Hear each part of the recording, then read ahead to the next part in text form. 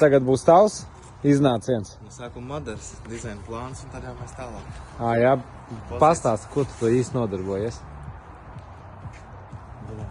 Sveiki visiem! Mani sauc Edgars, es esmu True Ampere elektromontāžu firmas īpašnieks un nesen izskanēja jautājums, ar ko tad mēs īsti nodarbojamies. Mēs nodarbojamies ar elektroinstalācijas izbūvi dzīvokļos, privātmājās, gudrajās mājās, ofisos, veikalos un tā tālāk.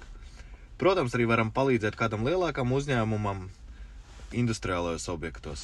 Plus, mēs braucam arī uz avārijas izsaukumiem, ja nu gadījumā kāds ir palicies bez elektrības pa nakti un tā tālāk.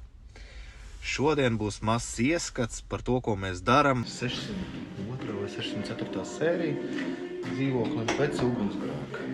Pilna elektroinstalācija. Sāksim ar to, ka visi kabeļi ir jau iekalti sienās, jau izvilkti. Tas ir tādā procesā, jo saimnieks nav vēlējies kabeļus pa griestiem vai pa grīdu laist. Šeit atradīsies sadals skapis.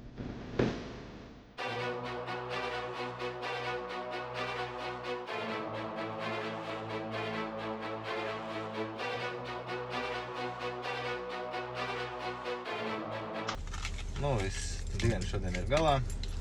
Tas bija tāds mazs ieskats tam, ar ko nodarbojas True Ampere. Ja jums interesē vairāk, piesakojiet, skatieties, būs jauna objekta, jauna video.